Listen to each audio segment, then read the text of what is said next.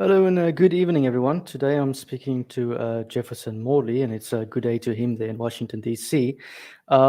Jeff is a journalist and he's the owner of the JFK Facts website. And I think he's one of the people who know the most about the John F. Kennedy assassination. So, Jefferson, welcome to this channel. Thanks for having me, Hugo. Unfortunately, it's true. I know a lot, maybe too much, about President Kennedy, but I'm always glad to talk about it because it's a very important topic, and I especially am interested in talking to people like you, who have come along, a generation after my generation, coming to the story in a new way. So I always like passing on kind of what I know and what I think about. So I guess I'll start with how I got into this story. As I mentioned to you before this channel started, my wife's Iranian. I was reading up about the coup against Mohammad Mossadegh at the time when they brought in the Shah as the puppet dictator. And you can't help but notice that Alan Dulles was behind that coup. And then as you go into US history, you realize there was a coup in Guatemala, and then they had plans to overthrow Castro. And then it just strikes me as bizarre that this guy sits on the Warren Commission. I mean, I guess let's start there. Wasn't that a bit of a shady character to begin with? Yes. I mean, it is a blatant conflict of interest, right? He had been fired by Kennedy. Part of the job was to investigate what did the CIA know about the accused assassin. So Dulles would be passing judgment on men who had worked for him. So it's completely inappropriate, and really a dictionary definition of corrupt. The investigation was corrupt from the start, and that's an important fact to understand about the Kennedy assassination. That the investigation was corrupted. Dulles, in the course of his work with the Warren Commission, aggressively steers the commission away from considering possibilities of conspiracy. And he says it, in fact, in the first meeting. He says, no other presidential assassination in American history, was the work of a conspiracy. And somebody spoke up and said, well, what about Abraham Lincoln, right? That was a Confederate conspiracy to kill the president. Oh, yes, except for that one, Dulles said.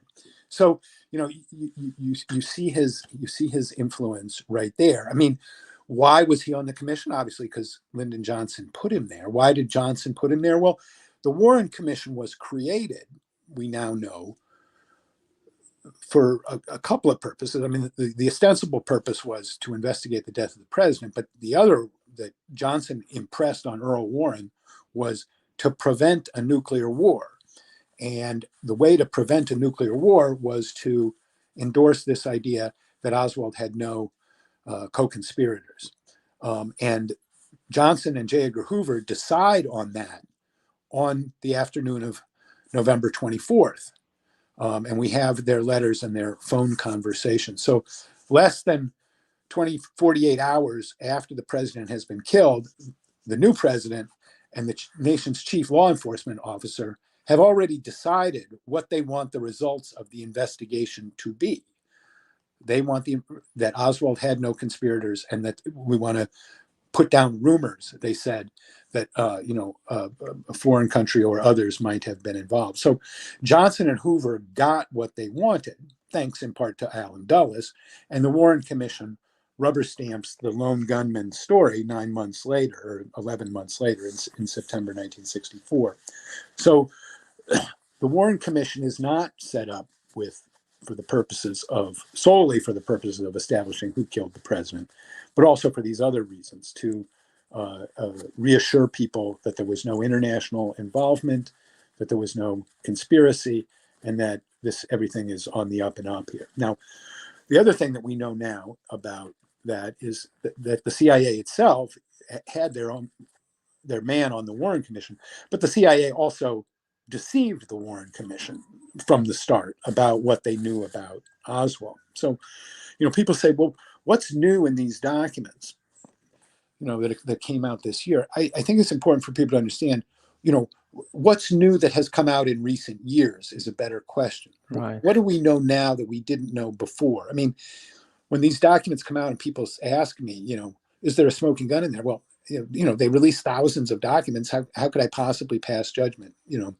So you have to kind of say something because the news media is going to move on quickly. But when you step back and you look at the work of, looking at the government's documentation of the assassination, one thing, the most important thing that we've learned since the 1990s is just how much the CIA knew about Oswald before the assassination, and just how blatantly they deceived the Warren Commission, and then later the House Select Committee on Assassinations about their knowledge of Oswald before. Just for clarity, when was the House Committee on Assassinations? The Select Committee on Assassinations was created in 1976, and its investigation ran in 1976 through 1978. So okay. that was when, 15 years after the assassination, Congress reopens the investigation, and there's a second investigation of the assassination. So the CIA. And so I just want to sort of clarify here, because one thing that has always been labeled at people who quote unquote spend too much time on this issue has been that they say that with the passage of time we haven't learned anything new. None of this conspiracy theories pan out, and you make the argument that's just not true. It's definitely not true. And the fact is that, I can now go on TV and tell, NBC and ABC, the president lied, CIA lied about what they knew about knowledge of Oswald. And no CIA spokesman goes and says, Morley's wrong about that. They have no answer to that. That is factual. So that's one thing that was very important. A second thing that we learned, people say we haven't learned anything new. Not true. What we've learned since the 1990s, things that we didn't know before Oliver Stone's movie, for example. Another important thing is the use of deception operations in U.S. foreign policy and by both the Pentagon and the CIA. And this is a concept that was basically unknown to the general public. That in the case of Operation North Woods, which we learned about in 1997, 35 years after it was concocted, was the government had a plan to create a war with Cuba on a false pretext. That's not. I mean, if you say that to somebody like me from the developing world, we say obviously, right? It's like that's like an open conspiracy that many of these wars are instigated. Sort of provoke the angry crowd, and then we blame it on the government. Right, and so the prevalence of that hasn't really crept into or affected thinking about the JFK story for the first 35 years. Right. Now that we know about both Operation Northwoods and also about COINTELPRO, which was the CIA FBI program to attack groups opposed to various U.S. policies, we know that the Pentagon and the CIA are engaged in these things in a much more systematic way than any of the investigations of the assassination ever knew. And then also what we've learned is since the 1990s is that the CIA targeted the Fair Play for Cuba Committee, the very group that the accused assassin identified himself as being with. So that's Oswald now. Yes. So you have this much deeper knowledge of Oswald than the CIA ever admitted, and that investigators were deceived about. Okay, it wasn't a casual withholding; it was a deliberate deception. You have this use of deception operations as a normal aspect of U.S. policy and CIA practice, Pentagon practice. And you have the group that Oswald is identified with, the leftist group that Oswald is identified with, as a target. So that's what we've learned in the last 20 years. And that's significantly different than what we knew before.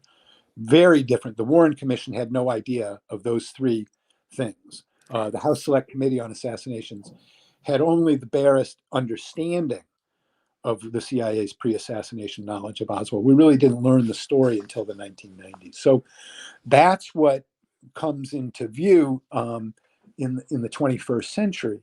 Now, the other thing that's happening, and this is why we're talking about it today, is there's this law, the JFK Records Act, which was passed after Oliver Stone's movie. And everybody pointed their finger at Oliver Stone and said, "You bad boy, how dare you doubt our version of the assassination?" And Stone made a very slick movie with a lot of A-list talent, and he blew them out of the water with a box office hit that people loved and found very convincing. And so when they accused Stone of taking liberties with the record, I mean, of course he took liberties with the record. He's a Hollywood director, okay? He's not a documentarian. But he also stuck with the record in very important and significant ways, which was infuriated his critics. But his most telling point was, if the government has nothing to hide, why are they hiding so much? And he pointed out that 90% of the government's records, 95% of the government's records on the subject were secret and were not going to be open for 100 years. That. Wow. So when is the final date supposed to be on before the 92 Act? Before the 92 Act, it was going to be 75 years from 1964. So 36 plus 2039. 2039. So I might live to see that. Yeah. No. The JFK Records Act changed all of that. That deadline was repealed. The JFK Records Act came in effect and said, no, government aid. So let me just say, Stone put a little trailer at the end of the movie and said, most of the government's records on this subject are being hidden.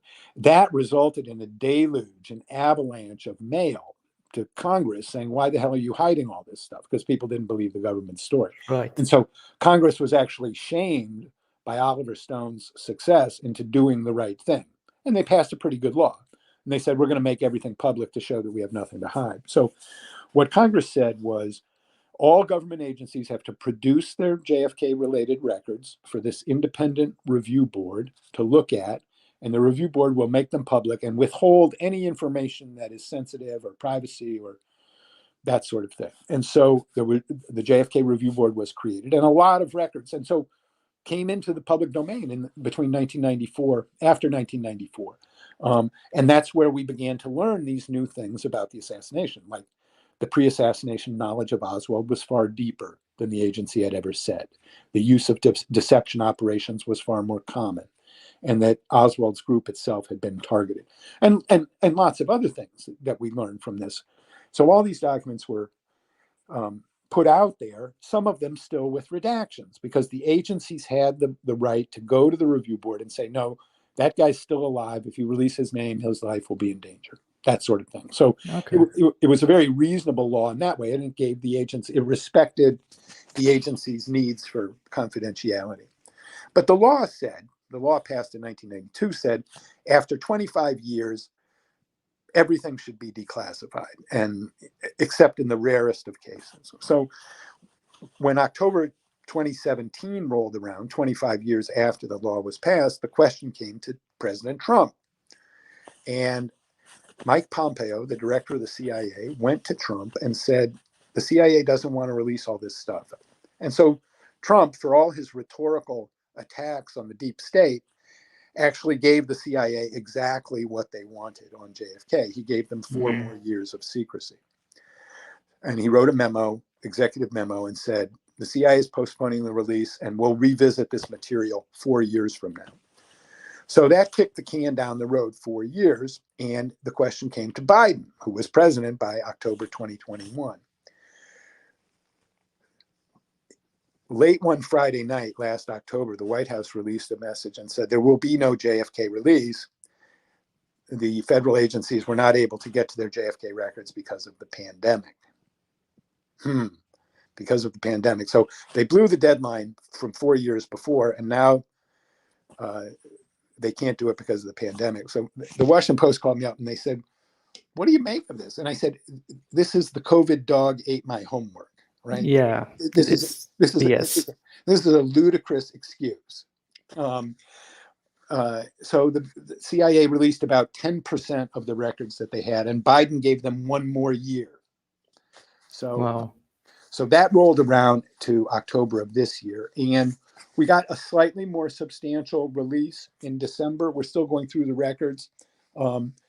Several thousand records had all the redactions taken off of them. in the FBI and some in the CIA. But the CIA retains about 4,000, at least 4,000 documents related to the assassination that still have redactions in them.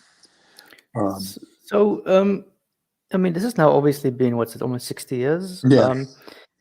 How do we know in those missing records, what's it, 4,000, I think I heard you say in another interview, how do we know they haven't doctored the records and stashed stuff and just, or how do we know maybe it just isn't nothing, you know? Good question. So, you know, how do we know that they've doctored them? Well, these records these would be records that were produced for the Warren Commission or for the House Select Committee on Assassinations or for other investigations like the Church Committee, which didn't investigate the assassination, but which did investigate the CIA's abuses of power. So, you know, these documents have not been in the possession of the CIA for decades, and they've been shared. And so, you know, it would be difficult, not impossible, perhaps, to doctor records that, you know, were not under CIA control. I think the bigger problem is not that records have been doctored, but that records have been withdrawn. You know, that what we're seeing, like a file on Oswald, is incomplete because documents were removed from it. Now, is it a big nothing? Are they hiding nothing? I mean, in most cases, if you look at those documents and look at the withholding in context, in most cases, it's pretty trivial. But in some cases, it isn't at all. And, you know, before this release with Biden, the Mary Farrell Foundation, which sponsors the largest online collection of JFK records, and which I'm the vice president of and the spokesman for, we identified 10 records or groups of records that we thought were significant that still have, you know, major withholding in them. And basically, in our list, nothing was significantly more declassified now than before. We also did a spot check after the release, checking on a wider group, about 36 records that we thought were of interest. We found that 13, a third of them, had been released in full, and the other 2/3 still had significant redactions. So the release that happened last month is a shell game, essentially. It's kind of a sham release, and, you know, they're kicking the can down the road once again. They've blown the deadline once again. Biden has now sent June 30th as the next deadline for JFK disclosure. So we'll see what happens. The Mary Farrell Foundation, you know, we spent a lot of time over this past summer thinking about, like, what was going to happen with this next release. And we basically anticipated what happened, which was that there would be another sham release. The letter of the law that everything should have been declassified, except in the rarest of cases, by October 2017 is clearly, you know, being violated. The agency is not in compliance with any common sense reading of that law. So we've gone to court and we've sued President Biden and the National Archives to enforce the law and to make all the records public, and find additional records that are known to exist and get them in the collection. So we're really pressing for full JFK disclosure by the 60th anniversary next November. So are you hopeful that the court case is going to get to force them? I mean, I don't maybe understand US law that well, but I mean, I can't think that the CIA, even though they're powerful, can be above the law and the Constitution. Right. Well, we're not suing the CIA. We're suing the president and the National Archives, because it's actually only the president who has the authority to compel the CIA to do this, since they're obviously not going to do it on their own. Right. The courts are very deferential to executive branch agencies around claims of national security. We have sued under something called the Administrative Procedures Act, which calls for it calls for the president to administer the law, and requires the president to administer the law. And so what we're saying is, under the law, the president has these non-discretionary duties. It's not a matter of, the executive branch is choosing to do this or that. We're saying the executive branch has to administer the law as it's written. So the executive has to execute, basically. yeah. So, there are times when the judiciary has said, the president doesn't have the authority to do this or that. It's interesting that in our case, the judge who's hearing our case actually threw out an administrative maneuver by President Trump, which was I don't know if you'll recall this or if it made the news over there, but the Secretary of Commerce wanted to insert a citizenship question onto the U.S. Census. I remember something vaguely. Yeah, and this judge threw that out and said that the executive branch did not have the authority to do that. So, this judge, we were heartened by that. This judge seems to be very much a straight arrow and has shown a willingness to push back against the executive branch's claims of power. So, we think it's a good case. We think that the sham release that happened in December only strengthens our case. That the non-enforcement of the law is systemic, and that the courts need to step in and do something about that. So, it's a big deal to go into federal court. We're going to get hit with a ton of different legal maneuvers to get rid of us. Justice Department has a lot of high-paid lawyers and a lot of resources at their command. We feel like, especially on something symbolically potent like JFK, there will be a sentiment, an impulse to push back against what seems like, strange behavior by executive branch. Why would this still be a matter of secrecy all these years later? And especially if there's a law that directly pertains to the material. So we're hopeful. We think we've got a good case, and we look forward to hearing it. So I want to sort of, we should first of all wish you luck on that case, and I hope that you guys succeed, and I hope the public supports you, sign whatever petition they can. I want to sort of get to the more of less the details of JFK and stuff. And I'll first ask you this question. You touched on it a little bit, but why does John F. Kennedy matter, in particular to Americans? I mean, it's happened 60 years ago. I think the best way to understand that is the concept of impunity. Okay, the assassination was never properly investigated. There was no real accountability. This story, concocted by Hoover and the CIA and the Warren Commission, that this guy killed the president for no reason, and another guy came along and killed the first guy for no reason, is not credible. And the result of that was that the CIA and the people who were responsible for the terrible failure of presidential security in Dallas were never held accountable. And in the long view of history, we see a bunch of things emanate from that. First, the power of the CIA and the Joint Chiefs within the American power structure, within the American government. If the CIA had been held to account in 1963, senior officials would have lost their job. People would have been much more skeptical about the CIA's role and the propriety of the CIA's role. And as a result of Kennedy's assassination and the failure of accountability, you have this agency become more and more powerful. Its powers are curbed somewhat in the 1970s as a result of scandals around things like the Kennedy assassination and Watergate. But the CIA has basically never been held accountable for what happened in 1963. And in the long run, the impunity of that agency has had a profound effect on U.S. foreign policy. And we see that in repeated incidents since the Kennedy assassination. And we saw it in the 70s with, the Watergate burglars, 6 out of 7 were associated with the CIA.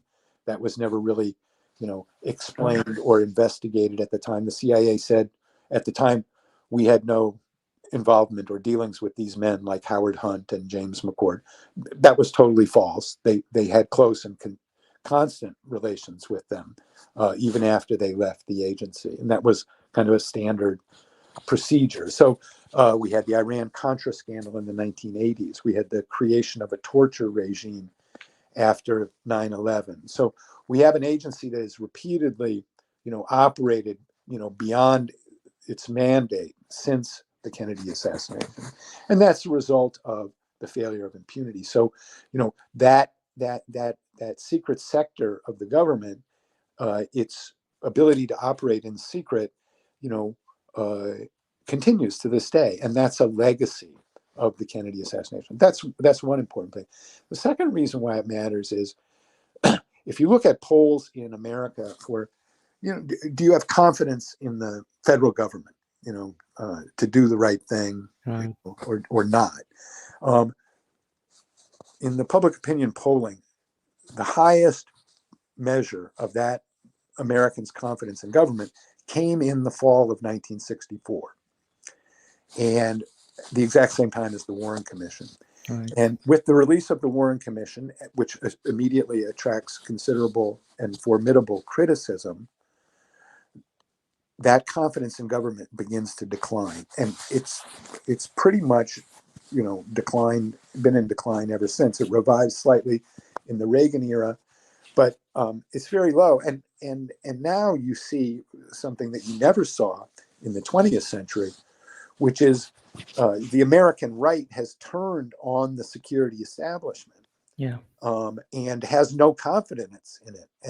And the security establishment, the CIA, the FBI, the other intelligence agencies, they have no credibility with a big sector of public opinion that used to support them automatically.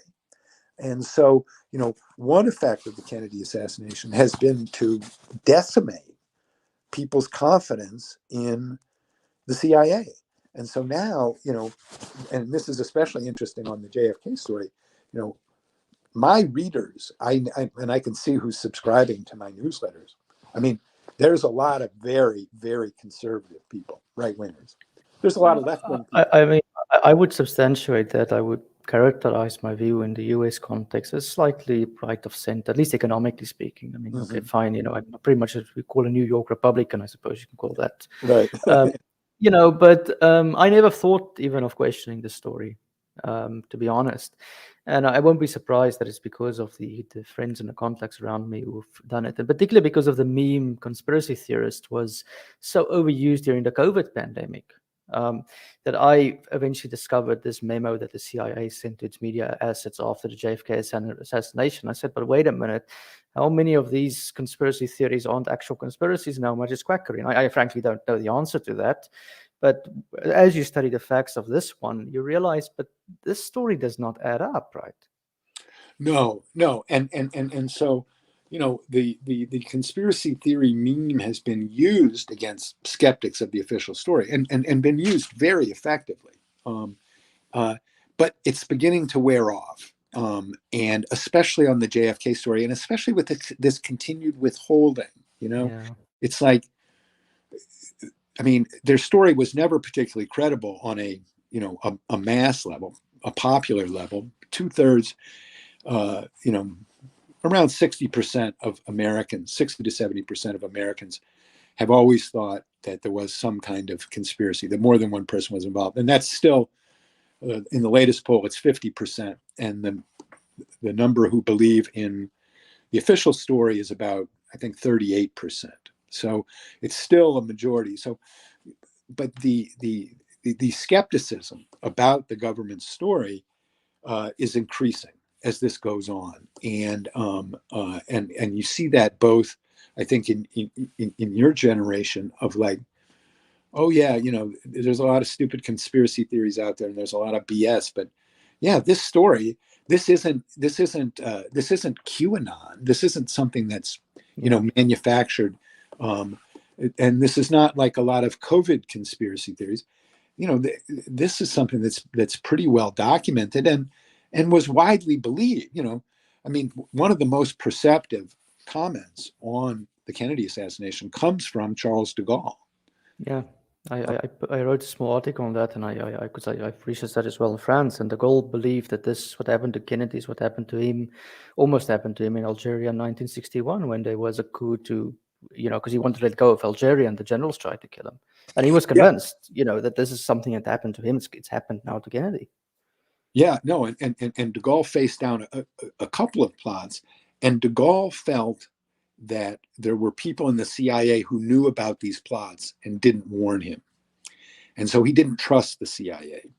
But de Gaulle said to this man, I think it was Périt was his spokesman, Alan Périt, and they were talking, and Périt tells the story and quotes de Gaulle as saying, about American officialdom, they don't know, they don't want to know, they don't want to find out. And if you look at the reaction of the American government, that's spot on. It's a conspiracy of silence almost. Yeah. Everybody just averts their eyes. De Gaulle knew very well how Americans operated, and that's what happened. And that was also true of American journalists, who at that point had a lot of confidence in the CIA, were the good guys, and lived in the same culture as the CIA. Over the course of the 60s, the press corps begins to realize these guys have been lying to us about lots of things, and people begin to understand how the CIA works.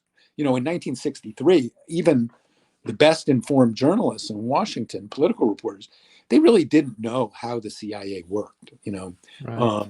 And that would change over the course of the 60s. The Cultural Revolution would change the attitude of the press, and the press, in a lot of ways, kind of backed out of being in bed with the CIA. Not totally, but they took on a more critical attitude because it was essential for their own credibility. So that's the milieu that is enveloping the subject and marginalizing the critics. But over time, the record has just gotten more and more clear, and we still don't have a good explanation. And then you have this continuing secrecy. So I think the attitude in the American media is changing a little bit about. I've noticed that as well, and I'm glad that people are asking critical questions of their government. Of course, they're cynics, and maybe some people go too far, but that's the nature of these things. I'll ask you on the official story.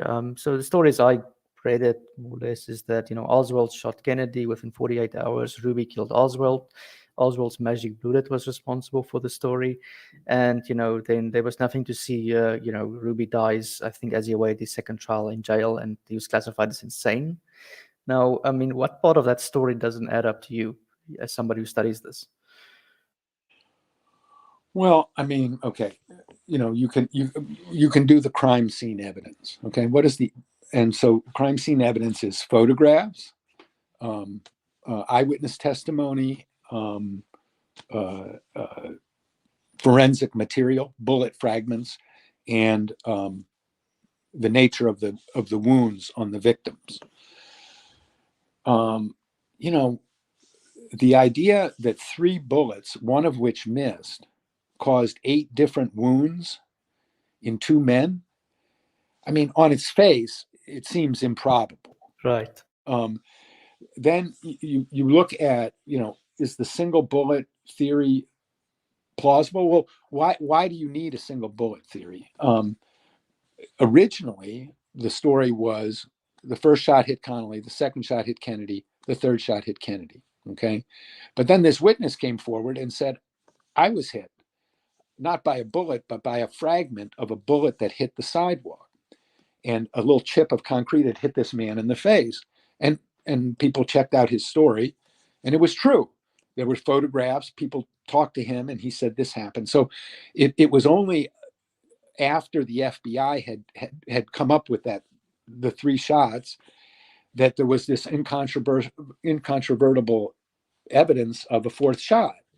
Well, one thing was very clear. It would be very difficult to get off 3 shots in 6 or 7 seconds with that rifle, but it was utterly impossible to get off 4 in 7 seconds. So the Warren Commission had a problem. So our inspector said, oh, well, maybe one bullet caused both wounds in Kennedy and Connolly.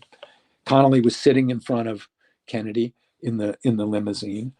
He was hit in the back. Kennedy was hit in the back.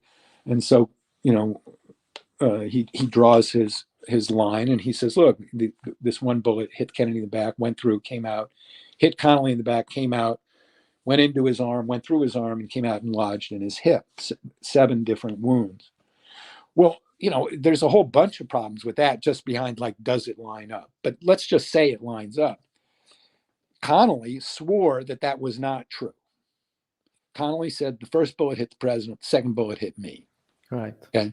So Nellie Connolly said the same thing. Okay. And these were hunters. These were people who were experienced around long firearms. So they were adamant that the single bullet theory wasn't right. Jackie Kennedy, the closest witness to the crime, was asked by William Manchester, and we don't know exactly how she answered, but we do know that she said when she was told the single bullet theory in April 1964, she said, that's not at all how I remember it. Okay, so Connolly and Jackie, the two closest, people to the gunfire, both rejected the single bullet theory. Now, right. Cops will tell you, your witness testimony is very unreliable. Well, first of all, that doesn't apply to Connolly because it was not your witness. He was wounded. Second of all, he had experience with firearms. So, that's credible counterweight to the single bullet theory. Then you have the fatal shot. Where did it come from? Well, when the shots rang out, Merriman Smith was a reporter who was riding a couple of cars back in the press car. These are the reporters who follow the president wherever he went. And they had a radio phone in the car. When Merriman Smith heard the gunfire right ahead of him, he grabbed the radio phone before all the other reporters. He was a combat veteran, so he knew something about gunfire. He calls his editors in New York at United Press International, and he says, 3 shots fired at the presidential motorcade, more to come. They take off, the press car takes off after the presidential limousine. They go to Parkland Hospital. Kennedy's been wheeled into trauma room 1. Connolly's been wheeled into trauma room 2. Merriman Smith runs up and he starts interviewing Secret Service agents. And he says, what happened? And about 20 minutes after that, he goes to the payphones in the hospital and he calls in a second draft of his story. And halfway down that story, he says, their automatic gunfire came from an area in front of a grassy knoll in front of the president, to which policemen rushed. And that is where the term grassy knoll was coined by this reporter, Merriman Smith. Right. And people deride that and say, oh, grassy knoll is kind of taken as this synonym for craziness and all that. But Merriman Smith won a Pulitzer Prize for his reporting that day. He was very good at what he did. And he went and he talked to eyewitnesses. Again, not the man in the street, law enforcement, people who are trained in gunfire. And he doesn't name the Secret Service agents who he talked to, but there was more than one. And they thought the gunfire came from the front. Right. A second piece of evidence is the doctor who was treating Kennedy while Merriman Smith was calling in his story. Dr. Robert McClellan came in. He was the senior doctor at the hospital at the time, professor of surgery. And he stands at the head of the gurney and he sees the wound in Kennedy's head, which was massive. And to him, that was an exit wound from a bullet that had hit the president in the front. And Dr. McClellan told that story. Repeat it. You can find it on the internet. It was very well done. He spoke with another doctor who interviewed him about, what was this like as an experience for you as a doctor? And so McClellan's commentary is very detached and professional and scientific and to my mind, very convincing. So you have problems with the single bullet theory. You have this, eyewitness and forensic medical evidence saying the shot came from the front. You have some contradictory findings about, the Warren Commission reached a different conclusion, said that the X-rays showed that the gunfire came from behind. When the House Select Committee re-examined the medical material 15 years later, they moved the point of where the bullet allegedly hit the president in the back of his head. They moved it by about 5 inches. So there's no unanimity in the medical record about Weird. exactly what happened. And then you have the Zapruder film, which shows Kennedy's head flung backwards, indicating possibly a shot from the front. Dr. McClellan thought that was, he said to him, the Zapruder film was confirmation of his visual observation about the nature of Kennedy's fatal wound. So, there's a lot of forensic problems with the official story. I mean, I've just raised a couple of them here. They were not able to reproduce Oswald firing those three shots in that interval. They were able to establish that you could fire 3 shots in that time, but none of the people who they brought on to do that were capable of the accuracy that would have been required for what happened. The test was also a little bit different. What they did was they put targets at the distance from the 6th floor window to the limousine for the first shot, for the second shot, and the third shot. And so, rather than hit a moving target, the marksman had to hit 3 targets in a row. And you can see, obviously, that's a little bit easier if the targets are not moving, right? So, the science behind that supports the lone gunman solution, I mean, it was never very strong. And then when other people went back to do it, they couldn't reproduce the 3 shots that Oswald supposedly fired. So I guess I'll ask you this then: is there even evidence that Oswald killed Kennedy? I mean, there's no direct evidence, and Jesse Curry, the Dallas police chief, said, we can't put him in that window. Yeah. The evidence that Oswald fired the fatal shot, there's a paraffin test, which is a measure of the explosive material that comes out of a rifle when it's fired, the residue of the bullet explosion. And if you're firing a rifle like the Mannlicher Carcano that Oswald had, that material would get on your face. And so they did a paraffin test of Oswald, and it was negative. So, it did not confirm that he had fired a gun that day, which he denied firing a gun that day. And another weakness in the case against him. Okay, it's interesting. Just for the record, your camera's going off. I don't know if that's battery or something, but I can still hear your voice fine. Okay, so then Ruby kills Oswald, and I was reading up that the psychologist who classified him insane was working for MK Ultra. I mean, isn't that another red flag as well? Yeah, the fact that the psychiatrist who said that Ruby was crazy, right? Confirmation of the 2 lone nut theory, right? Nobody knew that guy was a contractor for the CIA and had worked on MK Ultra, this program to figure out how to manipulate people's minds and thinking. And Louis Jolyon, that's what he did, and so it's very suspicious. Tucker Carlson, the right-wing talk radio host, told me and said on the air, that was the thing that convinced him that that there was a trick involved, that guy would show up in Ruby's jail cell at that time to make that judgment. So I want to add another context here, which I think, because given I'm from South Africa, Sidney Gottlieb, who worked on MK Ultra, was involved in the assassination. I think it was of Patrice Lumumba in the DRC. Yeah. Similar tactic. And South Africa's prime minister at the time, a guy by the name of Hendrik Verwoerd, he died in 1966, a few years after Kennedy. He was assassinated by a crazy guy, but twice. Okay, so he was first, there was an attempt on his life, he survived it, crazy person, and the second time a crazy person as well, who ended up being in jail, a guy by the name of Dimitri Savendas. Now, Verwoerd happened to be the architect of the apartheid regime, so there's not a lot of sympathy towards him like in Kennedy's case. Uh-huh. But I've always asked myself the question that nobody asked a red flag. Why is it that two crazy guys killed the prime minister and the security forces just said, nothing to see here, guys? Yeah, and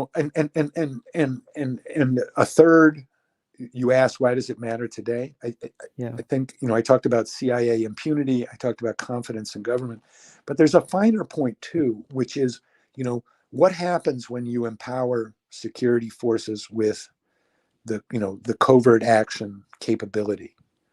And I think that, one reliable rule is that it backfires, that it creates the opportunity for people to take the law into their own hands in their own country and prevail in power struggles. And I think, it's very mysterious. What was going on in South African power circles that, somebody felt that it was, that was the way to gain power or protect yourself. The person who replaced him was John Foster, who happened to be, I think, was chief of the security or something. He had some relation there as well. So, and nobody asked a red flag. And it's just a similar type of story. So, and the fact that, security forces throughout history have killed presidents. So, Hannibal, I think, was killed as well by his prison guard in the ancient times. Caesar was killed by Brutus and Cassius. So the fact that powerful people being killed for power is not controversial. But then, I guess to follow from that, to ask you is, I mean, you haven't gone as far yet to say that the CIA is responsible yet. You're still distancing yourself from that conclusion. I think it's fair to say, CIA people were involved, but that doesn't mean that it was a CIA plot. CIA right. and Pentagon worked together on things. You could also have something that was a group that was, unofficial, or, was the manipulation of Oswald an authorized operation, or was that an unauthorized operation that people just covert operations organized on their own? I think, we can't answer that question yet based on, what's been released, or what's being withheld raises questions of exactly that nature. So, like, to me, there's something a little weird about, like, people demanding to know your theory. Well, if we don't have all the records, we're not ready to start applying theories, right? When you have all the facts, then you can apply your theories and say which one is best. So, I have friends, very good journalists, very knowledgeable about this subject and about CIA and also, American politics and all that, who say, the CIA was just incompetent. They just missed Oswald. I've written 3 books about the CIA. In general, it's not an incompetent organization. I don't think you can take that as the first line of analysis. I think the more likely line of analysis that you have to take is that they are a competent organization, and they can be quite competent, and they can be quite brilliant. And so I think quite brilliant at killing, Yeah. Right. That's what the CIA is, basically, right? You're giving a group of people, a government agency, the license to kill and steal on behalf of presumably a good cause, whatever the president wants, basically. But, that's a very dangerous tool. And I think,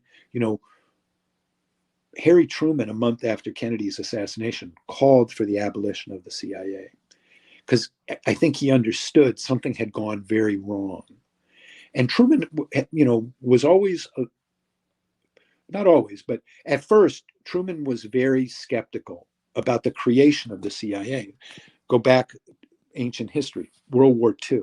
World War II ends, and the question is, Roosevelt's just died, Truman's just become president, and Japan and Germany have surrendered. So the war is finally over.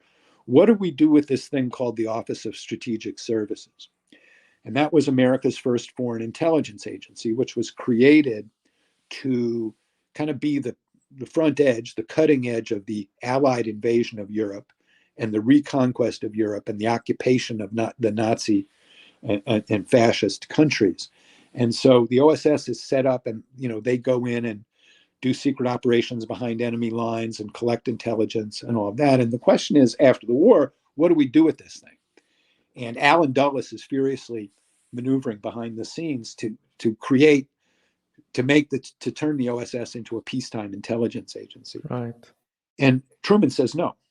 And he abolishes the OSS in September 1945 with the stroke of a pen. And that agency is dismantled, and people go to work for the Pentagon and people go to work for the State Department, but there is no centralized intelligence agency. And when Truman signs that bill or makes that decision, he tells people he doesn't want an American Gestapo, right? He doesn't want a kind of secret police the way Germany had a secret police, right, that controlled their politics effectively and controlled all opposition. And so that's what Truman feared from a centralized intelligence agency in peacetime. Now, he changes his mind a couple of years later based on crises with the Soviet Union, the deepening Cold War, this atmosphere of war. And Truman reverses himself, and he feels as president, he needs an independent source of intelligence. He can't rely on the State Department or the Defense Department, because they're going to warp their findings in order to get their policies. So he wants an independent intelligence agency, and he signs the National Security Act in 1947, creating the CIA. So he reverses himself. In December 1963, after Kennedy's assassination, he reverses himself again, and he calls for the abolition of the CIA. And he says, I did not want to create an agency that's up, doing all of these strange things, he said, and casting a shadow on America's reputation in the world. That's Truman's reaction to the assassination, which I think is a pretty clear indication that he felt pretty confident that somehow the CIA, machinations around the CIA, contributed to Kennedy's assassination, and that therefore, the clandestine service couldn't be trusted, and something should do about that. Now, Truman was out of power and had no big influence or following in American public opinion, and he was pretty much ignored. But he was a guy who knew how the U.S. government worked, obviously, and he was somebody who had experience with the CIA. He was president for close to 7 years, and worked with the CIA for most of that time. So that's the danger that was revealed to Harry Truman by the assassination. Had this whole experiment in having a peacetime intelligence service gone terribly wrong, and he thought it had. But I mean, how would you then move to reform this institution? Because other countries now have intelligence agencies. You have Mossad, you have the Iranian Revolutionary Guard. They're all similar things, and they do similar things to what you're saying. Yeah, if not worse things sometimes. Russia's own FSB, for example. Is a world without an intelligence agency even conceivable at this stage? Yeah, good question. And I don't want my work on the Kennedy assassination to get caught up in a discourse about abolition of the CIA or not. I mean, it's a very good question. Can you curb an intelligence, or are they just a fact of life in a modern world? Could be. I mean, the interesting thing now to me is how much confidence these security agencies in the United States, how much confidence they have lost in public opinion, and that the FBI is now considered an enemy by the American right, and the CIA is an enemy of the American right, something that has never happened before. So, they have a crisis of legitimacy themselves. Right. I mean, in the Trump impeachment, the national security establishment said this president is, he's operating outside the bounds of, national security, and the whole, in revelations about what Trump tried to do in Ukraine, that jump started impeachment. Nancy Pelosi didn't want to do impeachment before that, but when that was revealed and the national security agencies got on board, she got on board, and Congress, brought this impeachment. And half the Congress, half the Senate was completely unimpressed by those arguments of the national security agencies. They said, this is politics as usual, and your claims that this is, dangerous to the country and all that, we don't believe it, and we don't care, and we don't care about you. Now, they do care because they fund them and all of that, but those agencies have lost a lot of confidence in public opinion, and I believe that the Kennedy assassination is a factor in that. And now you see, right-wing spokesmen like Tucker Carlson, trying to weaponize the issue against the CIA and the Biden administration today. And it's like, we don't believe you on this story. And so Tucker Carlson has gone from being a defender of the official story to being a pretty harsh critic of it. Yeah, and I mean, he cited Lance Davis-Smith's book, which has another skeletons in the closet in it. But I want to ask you then, this sort of in the last few minutes, we've got a question. If the CIA theoretically would declassify the documents that you're looking for, and I assume they won't go for all the documents, and where would you first look to solve this murder mystery? I look at three categories of people involved in other assassination operations, people who implicated themselves in the crime, like Howard Hunt, the Watergate burglar, and people who knew about Oswald while Kennedy was still alive. And I think in that last category is where I think the untold story is. Who was interested in the CIA while Kennedy was alive, and for what purposes? And I've identified a body of records that I think are very relevant to that. And I think, I hope that we will get those records or some version of them within a year. And I think we'll know a lot more about what the CIA knew about Oswald before the assassination. So I think that's the story that's gettable, in the next year. And I think that story will tell us a lot about the causes of the assassination. And do you have maybe just a bit more precision on what way, is it Cuba? Is it another country? Is it in New Orleans? I know I've heard all these things going around where it might be. It's the CIA's interest in Oswald in the months before the assassination, as he emerges as a leftist agitator in New Orleans, and then goes to Mexico City and tries to get visas to travel to communist countries. The CIA's knowledge of Oswald in that period is the untold story. I think that's where it's going. So, who was running that operation and for what purpose? Okay. That's the question that I think is now on the table, and we have a fair chance. I wouldn't say a great chance, but we've got a chance at getting it.